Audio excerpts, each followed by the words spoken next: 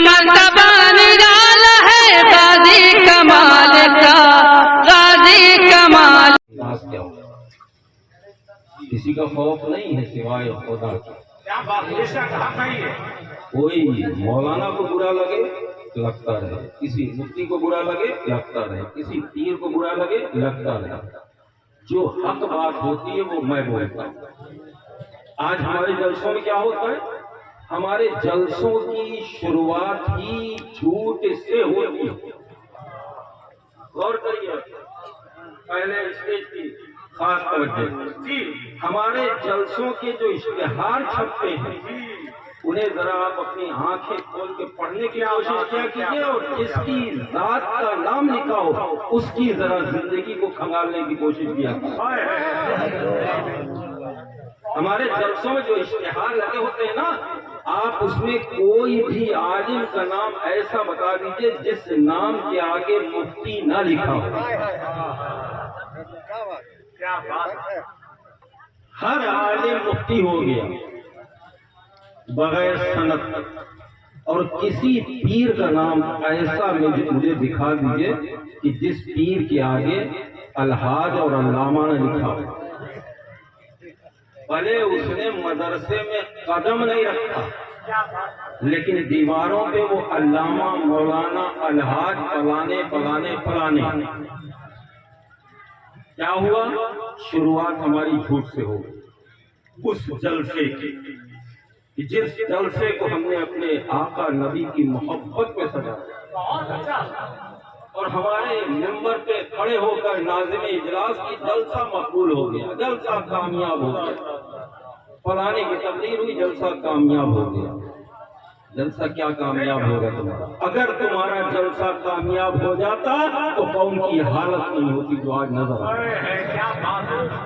بتاؤ کسی فرقے میں اتنے جلسے ہوتے ہیں جتنے کہ اہل سنت و جماعت کو ہوتے ہیں، اثر کیا ہے؟ اثر وہی ہے، بڑے بھائی نے بتایا تھا کہ پہلے کا کردار یہ تھا کہ اگر بیچ سڑک پہ کوئی پتھر پڑا ہوا دیکھتے لوگ تو کہتے ہیں کہ آج شاید اس راستے سے کسی مسلمان کا گزر نہیں۔ اللہ اکبر۔ آج ہمارا کیا حال ہے؟ یہ تو پچھلی بات کر رہا ہوں، ماضی میں جا رہا ہوں، مستقبل کیا ہے؟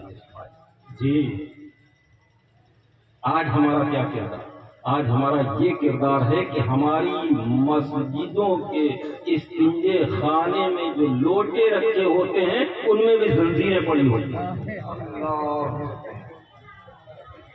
کہیں ایسا نہ ہو کہ مسجد کے استنجے خانے کا کوئی لوٹے لے کے چلا جائے۔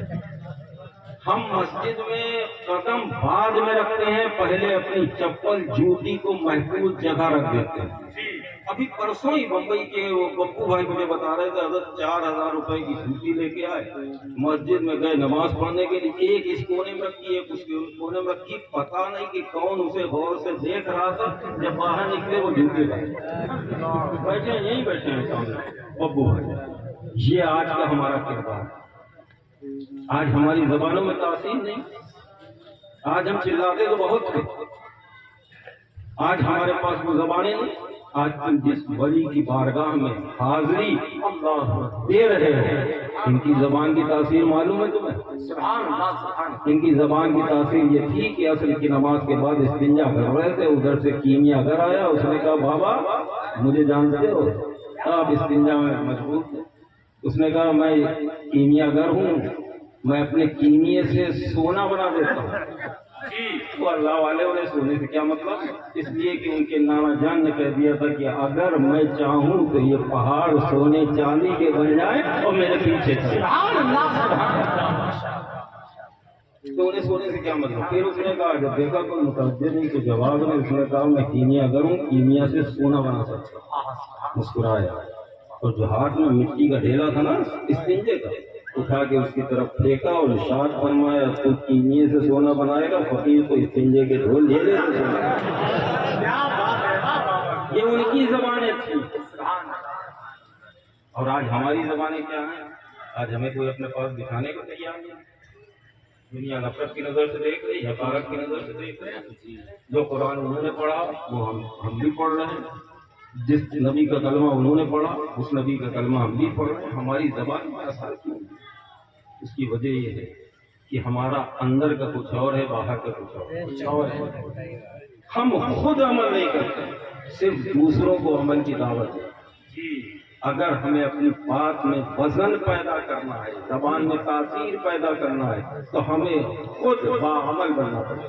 بے شک یہ عرس کی محفل جس میں دور دراز سے نہ جانے کہاں کہاں سے لوگ آئے ہیں، آج کے دور میں، آج کے اس پرفتن دور میں، جبکہ کسی کے پاس کوئی ٹائم نہیں ہے، اتنی مصروفیت، اپنا کرایہ خرچ کر کے، اپنا گھر، اپنے بچوں کو چھوڑ کر یہاں ایسی زمین پر آئے ہوئے کیوں آئے ہیں؟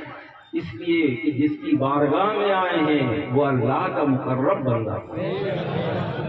اگر اس نے اپنی قبر سے ہمارے حق میں دعا کر دی تو اللہ ہماری تمام پریشانیوں کو دور کر دے۔ آج ہمارا کردار کیا ہے؟ میرے بھائیوں، ابھی بھی وقت ہے اپنے آپ کو پہچاننا۔ ہم کون تھے اور کیا ہو گئے ہیں؟ ہم وہ تھے کہ ہماری شکل، ہمارا کردار دیکھ کے لوگ کلمہ پڑھ لیا کرتے۔ کیوں؟ اس لیے کہ تب ہم مسجد کے نمازی تھے، میدان کے غازی تھے، قرآن کے قاری تھے۔ آج ہمارا کیا حال ہے؟ آج ہماری مسجدیں سنی پڑی ہیں، قرآن ایک طاق پہ کپڑے میں لپٹا ہوا رکھا ہے، اپنے ماں باپ کو ہم تکلیفیں پہنچا رہے ہیں۔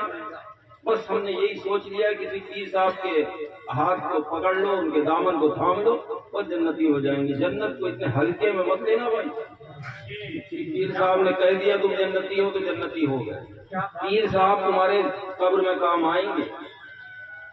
بادشاہ میاں صاحب قبلہ جو میرے بڑے بھائی ہیں، انہوں نے جیسا کہ کہا، تیسرا جب سوال فرشتے پوچھیں گے وہاں پہ پیر صاحب کام آئیں گے، وہ عقیدے کے تعلق سے ہوگا۔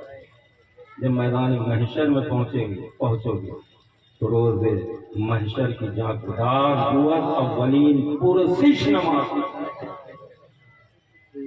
کے بارے میں پوچھا جائے گا، کتنی نمازیں پڑھی تھی؟ لاؤ رکھو، یہ ترازو تمہارے لیے رکھا ہے، لاؤ اپنے روزوں کو رکھو، لاؤ اپنی نیکیوں کو رکھو۔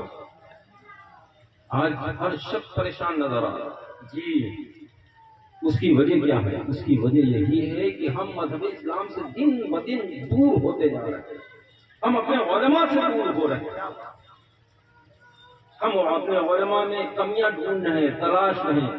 ابھی تھوڑے دن پہلے میں نے ایسے ہی سوچا تھا، پھر کچھ لوگوں کو جمع کر کے میں نے ایک میٹنگ کی تھی، تو اس میں یہ فیصلہ کیا تھا کہ ہم اطراف کی جتنی مساجد ہیں سب کے ائمہ کو بلائیں گے، ان کی ایک میٹنگ لیں گے اور ان کی حوصلہ افزائی کریں گے۔ اس دور میں جلسوں سے کام تو نہیں دکھ رہا ہے، ہاں اماموں سے کام ضرور ہے۔ اس لیے کہ ساری رات کا جلسہ ایک طرف ہوتا ہے، امام کی جمعے کی آدھا گھنٹے کی تقریر ایک طرف ہوتی ہے۔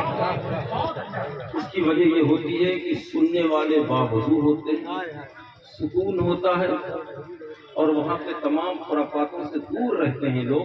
اس لیے جو امام صاحب تقریر کرتے ہیں وہ سیدھے دماغ پہ اثر کرتا ہے۔ میں نے سوچا تھا، خیر وقت کم تھا، میں سارے ائمہ سے رابطہ نہیں کر پایا۔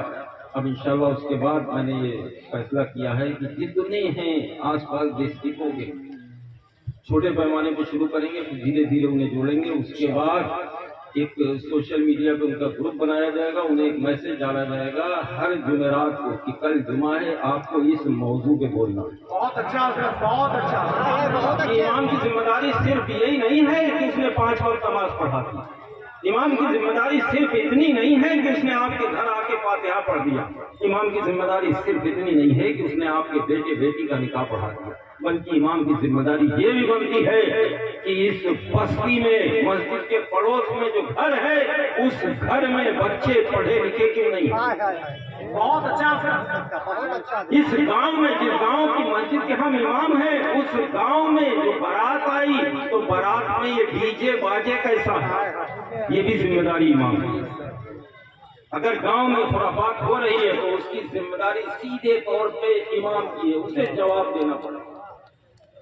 تو صرف یہ مت سمجھیں کہ ہمیں 5 وقت کی نماز پڑھانا ہے یا فاتحہ کرنا ہے یا نکاح پڑھانا ہے یا قرآن خوانی کرنا ہے یا نماز جنازہ پڑھانا ہے، بلکہ گاؤں جتنے آپ کے مقتدی ہیں ان کی مقتدیوں کی بھی اور ان کے گھر والوں کی بھی آپ کو حفاظت کرنا ہے، ان سے کہیں مذہب اسلام ان کے دامن سے ہاتھ سے نہ چھوٹنے پائے، یہ بھی ذمہ داری ہے آپ کی۔ جتنے ائمہ حضرات موجود ہیں یہاں پہ اس بات کو مضبوطی سے کاٹ باندھنے کہ جب چاہیں دیکھیں اگر کسی کا بیٹا سڑک پہ گلی میں نے کچہرے کپڑے پہن کر دوسرے لڑکوں کے ساتھ کھیل رہا ہے، فوراً آپ اس کے باپ کو اپنے گھر میں بلائیے اور اسے کہیے کہ تمہارے بیٹے کو کیا اسی لیے تم نے پیدا کیا ہے کہ جو سڑکوں پہ ننگے میں نے کچہرے کپڑے پہن کے کھیلتا ہے؟ کیا مسلمان کی یہی شان ہے؟ کل سے یہ بچہ مجھے سڑک پہ نہیں بلکہ مدرسے میں یا اسکول میں نظر آنا چاہیے، یہ امام کی ذمہ داری ہے۔ اور جو مقتدی ہیں جو نمازی ہیں ان کی یہ ذمہ داری بنتی ہے کہ کم سے کم اتنا دے دو امام کو، اتنی تنخواہ دے دو کہ اس کا اور اس کے بچوں کا گزارا بہت ہی آرام سے ہو سکے، تاکہ اس کی ساری توجہ تمہاری طرف رہے۔ اگر تم تنخواہ دو گے اسے 2 4 5 ہزار تو اپنے گھر کو چلانے کے لیے وہ ادھر ادھر سے کہیں نہ کہیں سے کچھ نہ کچھ تو جگاڑ کرے گا ہی۔ تو میرے بھائیوں، معاشرے میں جو بکھراؤ پیدا ہو رہا ہے، جو افراتفری کا ماحول ہے، آج یہ قوم جو دن بدن پستی کی طرف جا رہی ہے، آج جو حقارت اور نفرت کی نظر سے دیکھے جا رہے ہیں، صرف یہی وجہ ہے کہ ہم نے اپنے اسلاف کے طریقے کو چھوڑ دیا۔ کسی بھی اللہ والے کی آپ تاریخ کو پڑھیے اور اس میں دیکھیے کیا وہ اللہ والا عالم دین نہیں تھا، کیا وہ اللہ والا حافظ قرآن نہیں تھا، کیا وہ اللہ والا دین سے دور تھا؟ آج ہمارے گھروں سے تعلیم اٹھتی جا رہی ہے۔ خصوصیت کے ساتھ ایک جملہ کہہ رہا ہوں، ذرا غور سے سنو، خاص کر جتنے مشائخ ہیں، جتنے پیر صاحب لوگ ہیں، بڑے بڑے سید صاحب لوگ ہیں، ان کے بچے آج انگلش اسکولوں میں اور کانوینٹ میں پڑھ رہے ہیں۔ مدرسوں میں کون پیر صاحب اپنے بچوں کو پڑھا رہے ہیں؟ کیا نتیجہ کیا نکلے گا؟ تمہارے باپ دادا ان پیر صاحب کے ہاتھ پر چومتے رہے، انہیں اپنا آئیڈیل بناتے رہے، اور جب اس دنیا سے رخصت ہو جائیں گے تو وہ لڑکے جو کانوینٹ میں پڑھے ہیں وہ ان کی چمک بان ڈالا ہے بازی کمال کا،